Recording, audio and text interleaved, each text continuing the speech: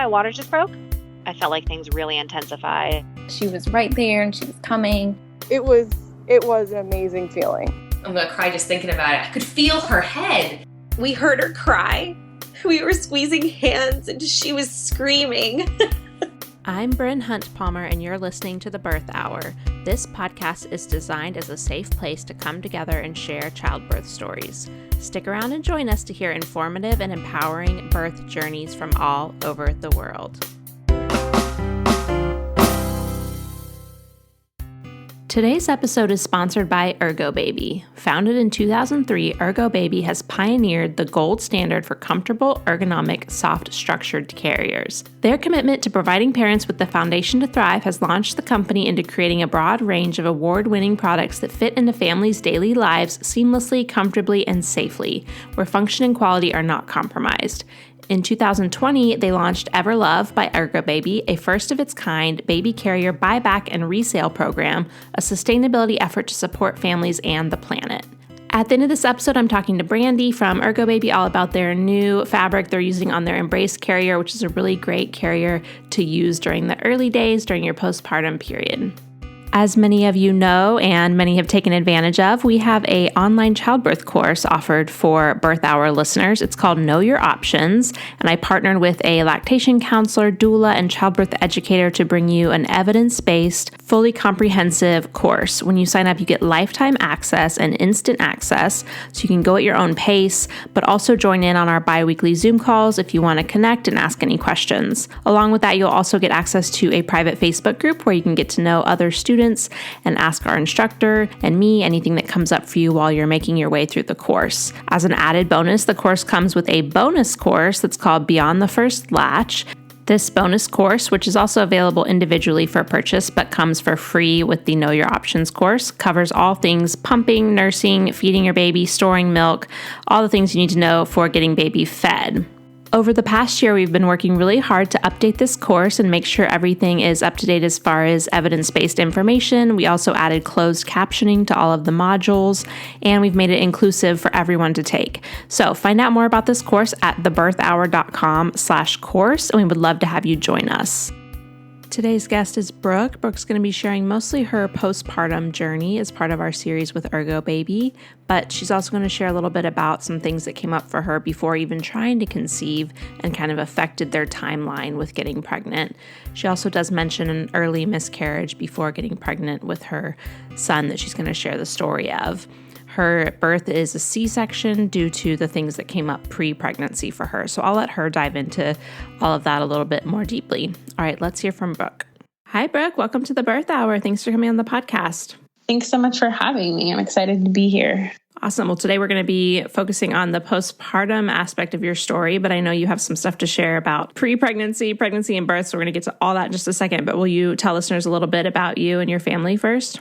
Yeah, definitely. So my name is Brooke. I'm married to my husband, Steven, and we recently had our first baby. His name's Theodore, but we call him Teddy. He's 4 months old now. And we have our cat, Piper. She was a pandemic cat, so she's definitely like our first baby. All right. So yeah, let's talk a little bit about, kind of your journey to becoming pregnant first, because I know there's some stuff you want to share there, and then we'll get into pregnancy. Yeah. In June of 2020, I went in just for like my normal regular pap smear. And during that time, they found a mass in my uterus. And so that was really scary. At first, they thought I was pregnant. Then they thought maybe I had a really large tumor. And basically, long story short, I ended up having a really large fibroid, which is usually like a benign tumor on my uterus. Actually, I had several, but there was one that was really big. It was like 17 centimeters by 12 by 12. So it was really large. And that was immediately concerning because we definitely knew we wanted kids. My husband's in law school, so we were waiting till he was done with that. But this was obviously something that needed to be taken care of first. So I was really concerned about my fertility because, having a major surgery like that and having a big tumor, it was just really scary. And I didn't know anyone else that had really gone through anything like that. They don't run in my family. So I was able to find an amazing doctor and get a surgical plan set up. They were able to remove it laparoscopically, so really minimal scarring. And he also had me meet with a fertility doctor too, just to make sure that the plan was good to go. So I had that removed in December of 2020. And then 6 months later, we kind of got the clear to start trying for our family. It's sped up our journey a little bit, but they were concerned about those fibroids kind of growing back. So they wanted us to start trying as soon as we could at that 6-month mark. So we found out we were pregnant beginning of July of 2021. Unfortunately, we could kind of tell right away that pregnancy probably wasn't going to be viable. My HCG numbers just weren't doubling the way that they were supposed to. So it was kind of a really drawn out process of finding out that our pregnancy was going to result in a miscarriage. But I did miscarry at about 10 weeks. And that was really hard. It's something I knew was very possible. I've a lot of people in my family have miscarried, friends, and honestly, through listening to so many of the Birth Hour podcasts, I knew it was a possibility and I knew how common it was, but it was still really hard. So following that, I know everyone's different, but for me, the best way to work through it was to put my energy and focus back into trying to conceive again. So I started tracking my ovulation right away. And just a couple weeks after the miscarriage, I ovulated again, and we were really fortunate to be able to conceive again. Something that I never thought was going to be so easily possible for us after everything with my surgery and the fibroids and everything. And that is when we conceived our son, Theodore. So we found out we were pregnant September 2nd of 2021. So almost exactly a year ago. Okay. And had your care providers talked to you at all about how pregnancy or birth might be different because of the fibroid? So before I had my fibroid removal surgery, the doctors had told me that it would most likely mean that if I were able to get pregnant, which they said that even one baby would be a blessing, that I would be probably looking at a cesarean or a C-section for my birth. But after I had the surgery at my post-op appointment, the doctor told me that he didn't see any reason why I wouldn't be able to give birth vaginally. So ever since that post-op appointment, I kind of had it in my head that we would be good to go going forward for a normal vaginal birth. Okay. So let's talk about pregnancy just a bit. Anything that came up for you as far as physically or the emotional side, wondering about how your birth would go? Yeah. So my pregnancy, obviously, it was kind of nerve-wracking at the beginning. After having a miscarriage, those first several appointments, you're kind of holding your breath. But once we got to see that heartbeat, that was just one of the most amazing feelings in the world. And then kind of going forward from there, each appointment kept bringing good news. So that was really amazing. The first 16 weeks were awful for me, just the way I was feeling, but everything was really healthy. I'm really fortunate. I had a really healthy pregnancy all the way through, no issues or concerns.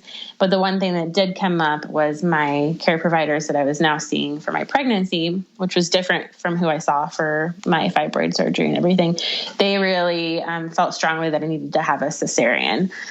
So that was something that brought up a lot of emotional stuff for me. I've always been so fascinated by birth. I've always been a birth nerd, and experiencing a normal birth was something that I'd always really looked forward to. So I kind of had to really grieve that and talk it over with my care providers and links to make sure that we had really exhausted all options. I had them go through my full operation report and send it up to the maternal fetal medicine department to look at it. And everyone agreed that it was just really much safer for me to have a C-section based on the size and severity of the fibroid and everything. So going through that process, though, made me feel like at peace with going to the C-section, because I really felt like we had talked about it and reviewed my options. And then I also agreed that it was the safest option. But I will say that it was really important for me to talk about with friends and family the fact that I was going to have a C-section leading up to it, because it really allowed me time to grieve the loss of the birth that I had always wanted to have, and also to get prepared mentally for the C-section. I was able to take a birthing class focused on that. And so my husband and I were able to get really well prepared for it. And that's when we started learning about the process of having a gentle cesarean and what that would mean and kind of what to ask for and how to prepare for that. Okay. Yeah. That was going to be my next question, was as somebody who was really interested in birth, I'm sure you went all in on the cesarean birth and how to make it the best experience for you. So tell us a little bit about that class you did and the things you decided you wanted? Yeah, I definitely did go all in, and I really wanted my husband to take it with me because I wanted him to also kind of, know what our options were and for him to be prepared too, because I just felt like it was really important for us to approach it like as a team. I was taking already a birth class through Labor Nurse Mama. I found her through Instagram, and she has like bi-week Zoom meetings, which I think you guys do something similar on the Know Your Options birth course. Yeah. So I was already meeting with her. And so when she found out that I needed to have a cesarean, she kind of immediately put me into that birth class for that and its modules. So we were kind of able to go through them at our own pace, which is really nice. And she kept kind of showing like the different options between, what to expect for a cesarean and things that you can ask for. So some things that were really important to me was I knew that we wanted to have delayed cord clamping. I knew I wanted to be able to have skin to skin with my baby as soon as possible. And I felt really strongly about not wanting to have my arms tied down during the procedure. I just felt like that would make me feel kind of claustrophobic and not in control. I also knew that I really wanted to have, my husband with me as much as possible. They did let me know that I wouldn't be able to have him in there while I was getting prepped for surgery. That was one thing that before the surgery I felt like was really important to me, but it wasn't possible just because I need to keep that surgical field really sterile. But afterwards, looking back on it, I was so busy with all the different doctors and nurses as they're prepping me for surgery that it ended up not being that big of a deal that he couldn't be in there for that part. All right. So let's talk about how the birth went. Yeah, so the birth went really well. I kind of leaned into the advantages of having a scheduled C-section. And, I went and got my nails done the day before, and I woke up that morning and, did my hair and my makeup. They told me not to wear makeup, but I did it anyway. So it was a little bit of a rule breaker there. I just knew it would make me feel a little bit more put together walking in that day. So our C-section was scheduled for the morning. One thing that's kind of brutal, just while pregnant, is that you can't eat for so many hours before the C-section. So I was definitely like a very hangry, grumpy pregnant lady that morning going in with no coffee and no food. But that was honestly one of the worst parts just of the prep part. And everything was really smooth. We went in, surgery got delayed by about 45 minutes, but nothing too bad. And when they took me back for the cesarean, it was just really nice because I was really prepped for everything that they were going to do. I knew that they were going to, sterilize my skin. I knew that they were going to put the spinal block in, and I had a great anesthesiologist. I barely felt the spinal block. And before I knew it, they were bringing my husband in and getting started. And I remember I was so numb. And one thing that I would like to mention for anyone that's having a C-section is just to keep in mind how numb you'll be. I didn't realize that I'd be numb basically from my sternum down. And as a result of that, I couldn't feel myself breathing. And someone had warned me to be prepared for that. And I'm so grateful for her because it allowed me not to panic. Because, you can hear yourself breathing, but you can't feel your lungs inflating. And so that was kind of scary. But I was able to just kind of mentally get myself through that because I'd kind of been able to prep for it beforehand. But before I knew it, I looked back at my husband and I said, have they started? And he looked at me and kind of laughed and was like, are you serious? And I said, yeah. He's like, no, they've definitely started. And the surgeon kind of overheard me and he peeked over the curtain and he said, your baby will be here in just a minute. And so that just kind of goes to show you the level of numb that I was. A lot of people always talk about feeling a lot of pressure during a C-section. I personally did not feel that. I'm not sure if that's the difference between a spinal and an epidural or not, but for me, I just did not feel a lot of that pressure. I could kind of feel my body moving around at times, but I didn't feel that enormous amount of pressure that you really hear about. So a few minutes later, our son was born. And hearing him cry was the most surreal and amazing thing ever. My husband and I both just kind of locked eyes and just stared at each other wide-eyed, like, is this really happening? And I feel like there's so many times that you're scared while you're pregnant that something's going to go wrong. And so hearing that cry just made it feel really real, which was just amazing. Backing up a little bit, one part of the gentle cesarean that I chose not to do was to make a playlist to be playing music while the birth was happening. When we got in there that morning, they asked me again if I had any music I wanted on, and I said, just whatever, just put some music on. I don't care what it is. But one kind of beautiful thing that happened was right as our son was born, just out of the blue, our wedding song actually came on. It's You Are the Best Thing by Ray LaMontagne.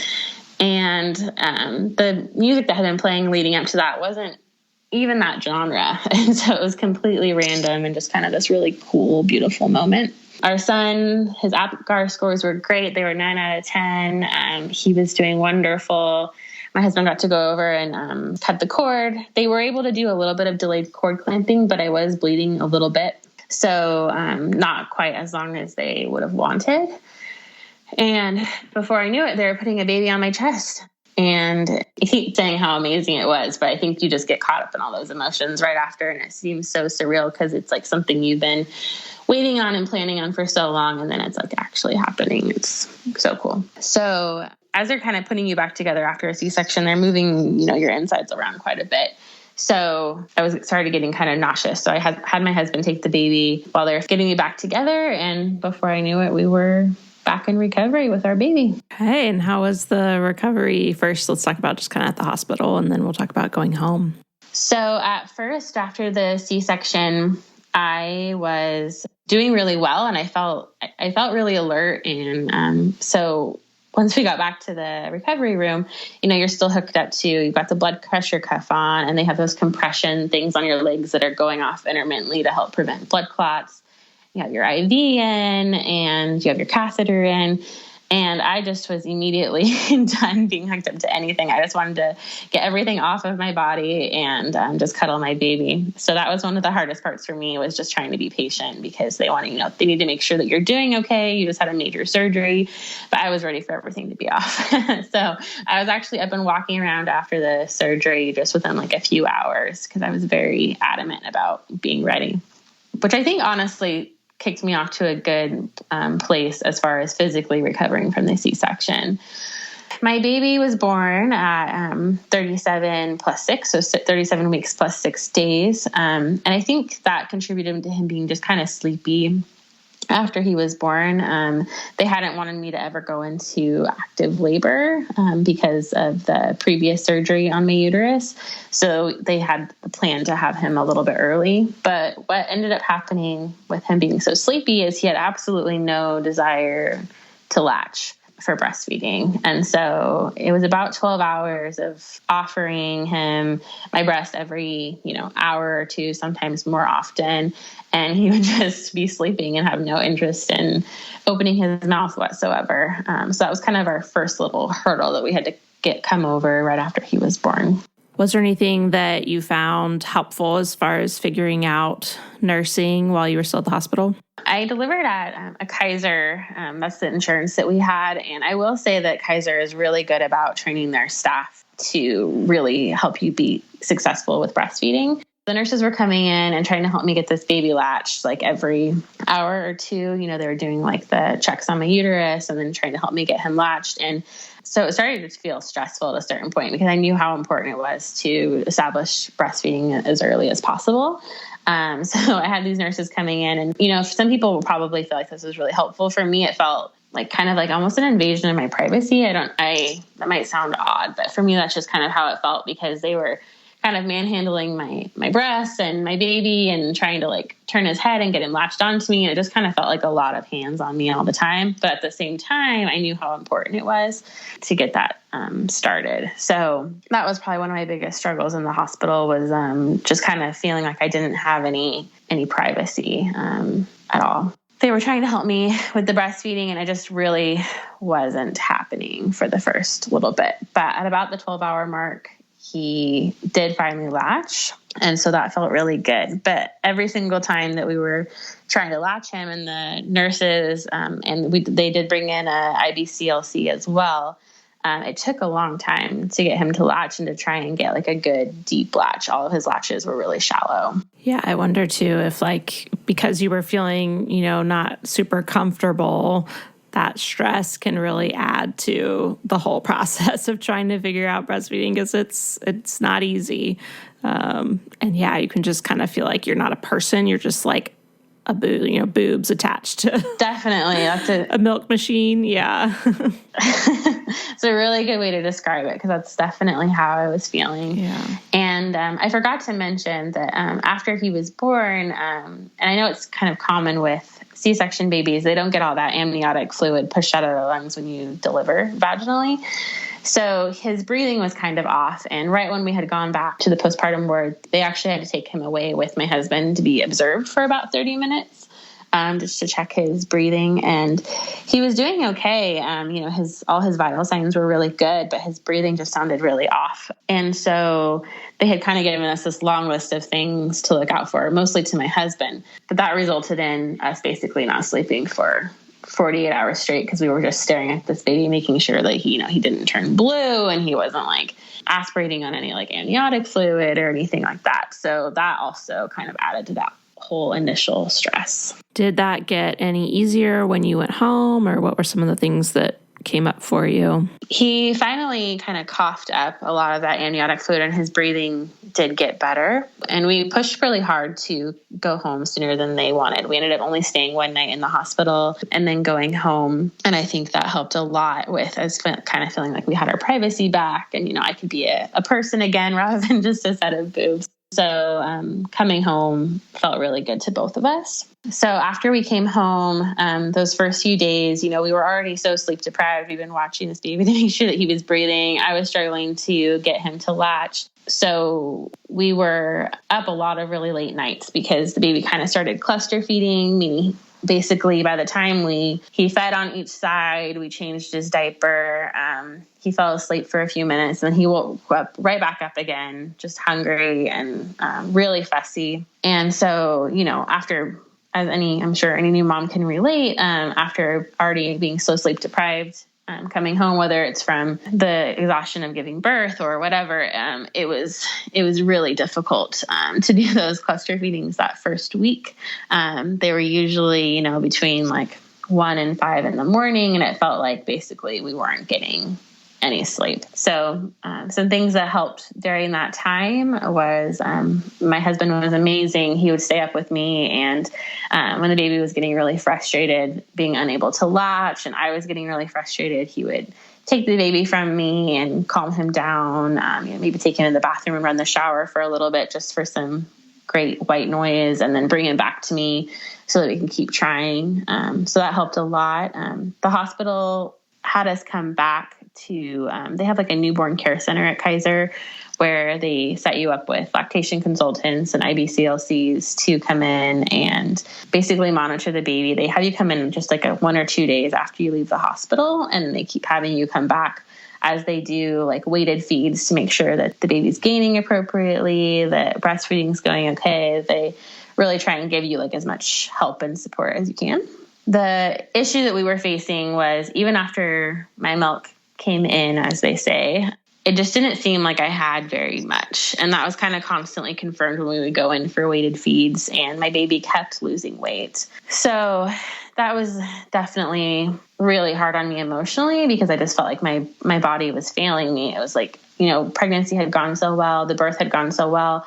I hadn't expected to have an issue breastfeeding as far as just not creating enough milk. But after a couple of weeks, they officially diagnosed me with low milk supply and wanted me to start introducing formula. And that felt really devastating to me. I definitely believe that fed is best, and I don't think less of anyone for how they feed their child. But breastfeeding was really important to me. And I just felt like my body was failing my baby, and that was really hard. Basically, by the time we went for our 2-week check, he still wasn't at birth weight yet. And so they started getting concerned that, he was still gaining back so slowly. So that's when they asked us to start adding in a little bit of formula. And, ultimately it was our decision, but I knew how unsatisfied my baby seemed after eating. And I felt like it was really important to, get him the food that he needed. So after staring at the formula they gave me and crying for about 2 hours, I finally gave him a little bit of formula, and the relief on my poor baby. You could just tell that he had been hungry and needing that extra food, and he finally seemed satisfied, which made me feel honestly even worse because I felt like maybe I had even waited too long to give it to him. Yeah, I've heard that before too, that it's just such an emotional thing. And I feel like sometimes it's hard for those around us to really understand because it's your body that's, supposed to be making all this milk. And definitely, it's hard. It's really hard. I think every stage of breastfeeding has its own challenges. Yeah. At that point, I barely slept in 2 weeks. Yeah. And I was doing what they call triple feeding. So basically every time I would feed the baby, and then I would pump for 15 minutes, and then I would give him, anything that I was able to get from pumping afterwards. And so I've been doing that just like around the clock for a couple weeks. And I just felt like I didn't have much left. And every time we went to meet with the IBCLCs at the Newborn Care Center, they kept giving me more things to do, like, okay, add this, and then add this, and then add this. And it just, nothing was getting better. And I just felt like I can't add anything else. Like I can't do it. So I definitely wanted to keep breastfeeding, and I didn't give up, but combo feeding has definitely been our journey. So despite everything I've done, I never really started creating much more breast milk. So basically about 70% of the milk that he drinks is formula. It used to be less, but as he's gotten bigger, he eats more.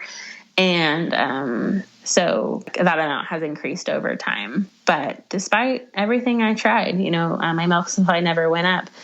And I think it's definitely a misconception that I had before I had my baby. I just thought that if you tried hard enough, that your body would create enough milk. And I thought that people who didn't have it, and I apologize for ever thinking this, but I thought that people who didn't create enough breast milk, it was due to a lack of effort on their part, which I just feel awful for ever thinking that now because I know how hard it is. People would talk about getting their let down or leaking breast milk. And those are just things that I never experienced, still haven't experienced.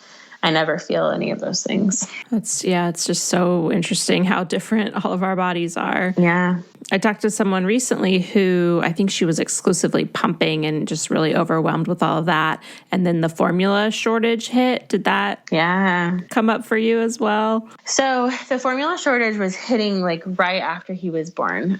So I remember when they gave me the first couple of formula samples at that 2-week appointment, I went straight from there to Target to get more formula. And I walked into Target and walked down the aisle, and the shelves were almost completely bare. And I felt like so lost because like the kind that they had given me at the clinic, I couldn't find any more of those there. And so I just got something that like the ingredients seemed pretty good, and it seemed like something that he could take. And so I just grabbed that, but I left feeling like super lost and scared because I was like, well, what are we going to do after this? So it definitely did affect us at first. I ended up going with a European formula company. I went with Holle, Holle. I just really like their ingredients and the way that their formula is made. And so being that it's imported from Europe, I actually haven't ever had trouble getting it in stock. So we were really fortunate in that area. So after that initial kind of scare and then finding one that I wanted to use, we were able to always have it on hand. So I feel really fortunate for that. That's good. Yeah. It's an added level of stress no new parent needed. Definitely. And I know from some of the Facebook groups I'm in, there are moms really struggling still to find certain formulas. And so I'm always on the lookout. I've sent formula to a couple of people if I was able to find it, anywhere near me.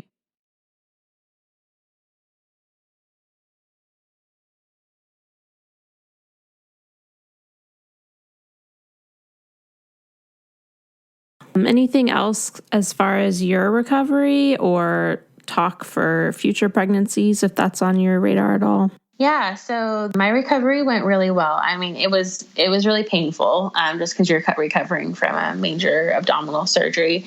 One thing that really helped me a lot was right after the surgery, they put me in an abdominal binder, like the kind that just Velcros around your hips and your incision. And that was like my best friend for the first few weeks, because it just gives you like that added support that you need, because your abdominal muscles don't work. They've literally been severed. So as far as like getting up and in and out of a chair, in and out of bed, that abdominal binder helped a lot. I also got on the move pretty fast, not only in the hospital, but once we got home, we started kind of going for just little walks around where we live, and kind of started stretching those out further and further. And I think that helped a lot too, as far as my recovery goes. So I definitely recommend both those things to anyone. And I kept up on my ibuprofen and Tylenol combination, like around the clock for a couple of weeks as well. And then kind of slowly started taking it only when I needed it. So as far as future pregnancies go, we definitely know that we want to have more. So we're just kind of going to give, my body and my uterus some time to heal first. And then we do want to have more kids. It still does break my heart a little bit just knowing that, I won't be able to have, a vaginal birth in the future, but it's something that I just kind of have to work through. I am really happy looking back on how our birth did go with the C-section. And so I definitely want to incorporate some of those same things into any future C-sections that we have, as far as the gentle aspects of it. And so I would highly recommend looking into that for anyone that is looking at having a C-section. Yeah, I think it's really great that some of these things are becoming more and more common at different hospitals and everything. Definitely. What about any experiences or struggles, tips, anything like that around just taking care of a newborn and adjusting to life as parents? Yeah. One thing that was really great, at least for us, was, my husband got really involved right away with taking care of our new baby. So I didn't feel like it was, all on me. One thing, we do live kind of far away from our family. We live a few hours away from everyone because we moved for my husband to go to law school in the Bay Area in California. So when we came home from the hospital, we had a lot of company right away. And it wasn't like everyone just came for, an hour and then left because, they had all traveled in from out of town. So it was kind of like we had company all day for a few days right away postpartum. And between, trying to figure out latching and feeding and caring for a new baby all while kind of hosting, that was definitely a lot. So I think I would do it a little bit differently next time. As much as I loved having everyone here and get to meet him right away, because those are just amazing memories. But I think in the future, I'd wait a little bit longer if I was going to recommend it to anybody else. But as far as, bringing home our baby and taking care of him, honestly, the hardest parts was just the late nights, the cluster feeding, the sleep deprivation. So I'm not really sure how I would do that part differently, because I think it's just like one of those really hard things that you have to go through. I was really appreciative of all of my mom friends and family who were checking in on me during that time, because I think it's one of those things where how hard it is, but you're hesitant to warn a new mom about it beforehand because you don't want to scare them. And everyone's experience is different. But when you have all those, hormones raging and your body is recovering, and then you add the lack of sleep on top of it, it's a really hard time, but it's also a really beautiful time because you're getting to meet your child and get to know them and, just, stare at them and discover them those first few days. So it's like a beautifully hard time, or at least it was for me. Yeah, I think that, like you said, it's so important, though, that people are checking in on you, especially if you're kind of long distance from a lot of your friends and family. Yes. So you don't feel alone and sleep deprived. Yes, definitely. Because you can't do a whole lot about the sleep deprived part. But no. And my mom was able to come and stay with us for a week, but that was delayed a little bit because she'd gotten exposed to COVID by someone. And so she wasn't here right away. And I so wish she could have been, but she did come later. And one thing that my mom was so great at is, she was there to take care of us, not take care of the baby, because she wanted us to be able to have that time to, bond as a new family. And so she didn't really interfere with any of that. She was just there to she was randomly cleaning my bathroom, or she would make sure that we had groceries and make sure that food was available when we needed it and all those kind of things. So she was able to just kind of, give us that space, but also take care of us. For me personally, I'll never be too old to be taken care of by my mom. Yeah, definitely. I'm always just so, I don't know, jealous isn't the right word, but I'm just like so amazed by the grandparents that really like hit all the marks and know what to do and don't, cause more stress. But Yes. Richard and my husband and I talk a lot about how like that's how we want to be one day for our kids. Yeah, I think it's a great thing to be mindful of. I think my mom kind of came in with it from that point of view too, because her mom had done something similar for her. But we're really fortunate. My mother-in-law and my mom are both amazing. I don't have to deal with any of the scary mother-in-law stories that you hear about. I'm very blessed in that aspect. All right. Well, any resources you want to tag onto the end here that you haven't mentioned yet? Yes, there's a couple of different Instagram accounts that I have learned a lot from. One of them is Carrie Loker. She's a nurse and she specializes in like postpartum care, and she just talks a lot about newborn care and feeding your baby and breastfeeding and pumping and all that kind of stuff. And I've learned so much from her. Also, The Balanced Boob on Instagram. I wish I would have found her before I had my baby and taken her breastfeeding classes, because I think that it would have helped us establish a better supply right off the bat. And Labor Nurse Mama is the place I took my birth course through. And I really like her Instagram page. Has a lot of great content as well. And then something that's been helping us more recently is The Peaceful Sleeper on Instagram.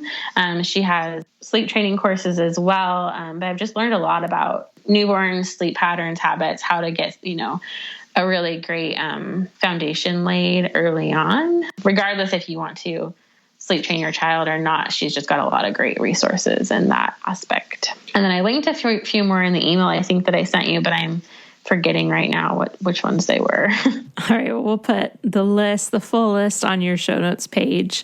Where's the best place for people to reach out to you? Yeah, so on Instagram is probably the best place. That's where I'm the most active. My Instagram handle is Brooklyn Red, but Brooklyn's with an E. So it's BrooklynRed. All right. Well, thank you so much for sharing today. Yeah, thanks for having me. All right, now I'm going to talk to Brandy about Ergobaby and their new fabric for their Embrace newborn carrier. Hi, Brandy. Welcome to the Birth Hour. Thank you so much for coming on the podcast today to talk with me about Ergobaby. Thank you for having me. I'm super excited to be here. All right, so we're going to be talking all about postpartum and some of the carriers that are really great for that time period. But before we get to that discussion, can you tell people just a little bit about you? Yeah, my name is Brandy Sellers-Jackson. I am a birth and postpartum doula. I'm a writer, and I am the social media momager here at Ergobaby. All right. So postpartum is a topic that comes up a lot on this podcast, and I know also with Ergobaby and your social media and everything. So what are some of the biggest challenges with that time period that we're dealing with? Mm-hmm. Besides everything. Exactly. This is a big one. Besides everything, you're hot. You feel like you're all over the place. You feel a lot. You are getting back into your body, and not in the sense of like the weird snapback thing that's going around, but more so feeling at home in your body. You have a new, a baby. And even if it's your first, second, third, or fourth, it's still a new baby. And there's a learning curve that's happening. And it's a lot to keep up with. It's a lot. And it's just a weird time. I've talked about this before, recently, but it's weird. And if more people really just accepted that it's just a weird time, then the better off everything would be. Yeah, I agree with that. And I think it's really hard to accept that until you've been in it because it's hard to, like you said, it's hard to really fully explain or wrap your head around. And so I know for myself and people I talk to as well, like their second or third babies, it's a very different experience because you kind of can appreciate what you're about to really go through. Yeah. It's just weird. You spend your entire pregnancy being inhabited by a little person, and then said little person comes out, and you're left with you and this new little person, and it's just this weird balance of all of it. And so it's just it is a great time. I will say this, a great opportunity to learn a lot of gentleness with yourself And we hear that so much, it sounds so overplayed, to be honest, but really, like really all the gentleness and really looking at it as this is my moment to just really do whatever I really want to do. And if I don't want to do it, then not doing it because it's just a weird time. Yeah, I love that. And I totally agree. Okay, so obviously, like you said, we could talk about so many different things when it comes to postpartum because everything really changes. But we're here to talk about Ergobaby. So I do want to really focus on baby wearing and how you guys have made that, more accessible, especially in those first few weeks. I know when I had my first baby 10 years ago, I had an Ergobaby carrier and it, you had to get a separate infant insert and it was all these things. But now you guys have really developed different products for different stages. So can you tell us a little bit about that? Yeah, I mean, Ergobaby has come a long way. We are upon our 20th anniversary, I believe. Oh my gosh. And it's, we've seen so many variations of the original carrier. First, it was just the traditional classic carrier. And then that melded into these variations where, you had to have the infant insert. And then we went into the, adapt. And that one, you didn't need an infant insert. And then, you had a 360. And then you need an infant insert for that one. But, you could have it in all the different positions. So, and then it's gone from that to Heirloom, to Embrace, to Omni Breeze, Omni Dream, so many different carriers.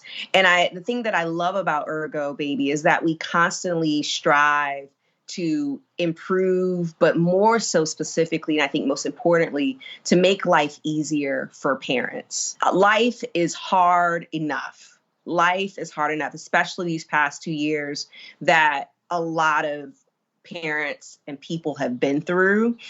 And baby wearing, caring for your children, if we can provide a little bit of respite and a little bit of just in the process, I think it's needed. So I love Ergobaby. We're constantly trying to make things easier. Yeah, I'm really proud of that. I think that you guys do such a good job of connecting with your customers as well. Like I'm obviously out in the baby world too, and I see Ergobaby set up at pretty much every type of baby event there is, and you're helping people, do fit checks and try on and see what's most comfortable. And so I know that when you're developing new products, it's because you're doing it for your customers that you've talked to. Absolutely. I that's what attracted me so much to, even coming on board with Ergobaby was just, the heart behind it, that we want to see parents succeed and to feel seen, and then also to feel like humans again, which is also why I love baby wearing. It allows parents, new parents, and by new parents, I mean new parents, but new parents to feel like humans again. When you're constantly holding a baby, when you're constantly caring for a baby, when you're constantly just at the will of a baby where you can't even go pee, you begin to feel, or to take care of your basic needs, like a shower, you begin to feel like you're not a human anymore. And so it's really amazing. It allows people to connect with themselves and to say, okay, I can do more things than just sit here and hold this baby. Yeah. I'm just like nodding along while you're talking, taking me back a few years to being in it. Okay, so let's talk about the Embrace newborn carrier and the new fabric option that you guys have just launched. Yes, so we are launching the Embrace Soft Air Mesh, and we're super excited about it because it is like the best of both worlds. With the Embrace carrier, it's like a mesh between the classic soft structured carrier, but then a traditional wrap. So you have the snuggling of the wrap, but you don't have all the wrapping that you have to do with the wrap and all the tricks you got to do with the wrap. You can just cross and then click, click, click, click, click, into the buckles and boom, you're done. Again, making life easier for parents.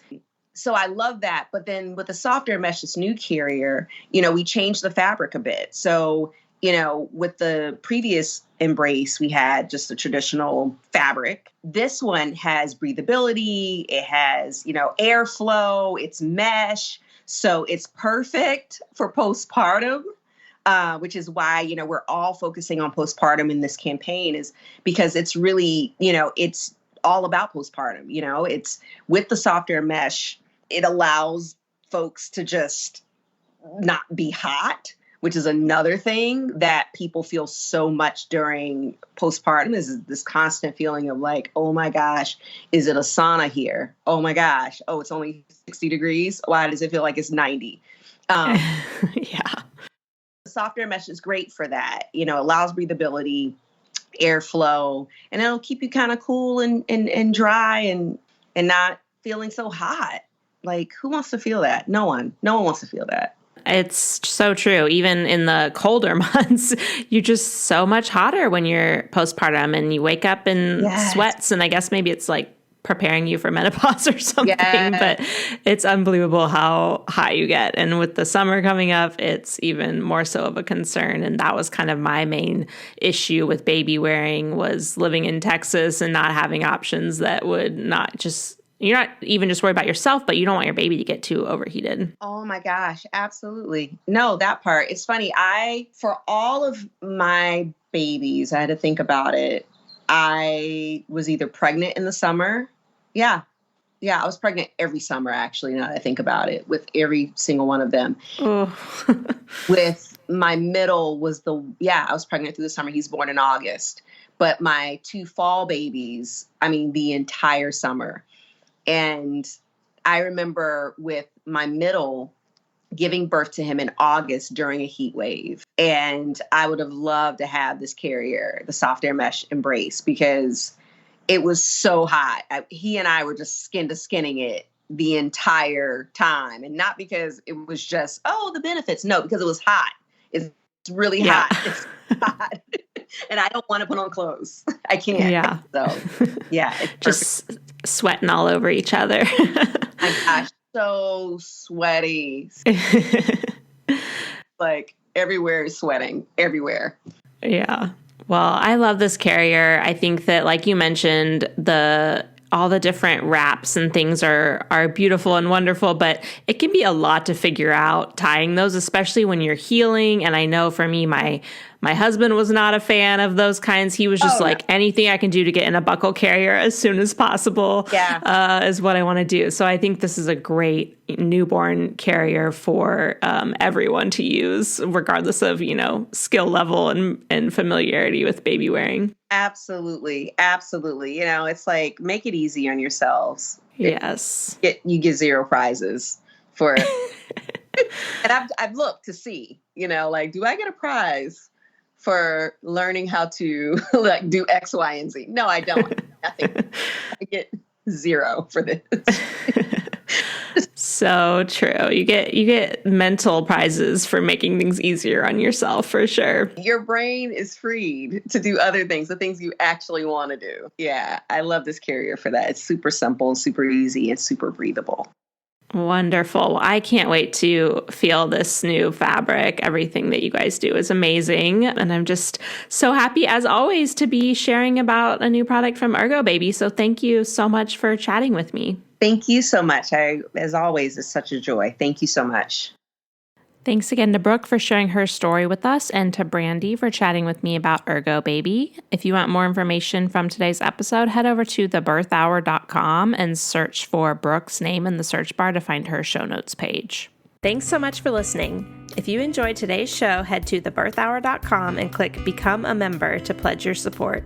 And as a thank you, you'll get an invitation to join our private Facebook group and access to exclusive episodes. Your vote of confidence and support means the world to me.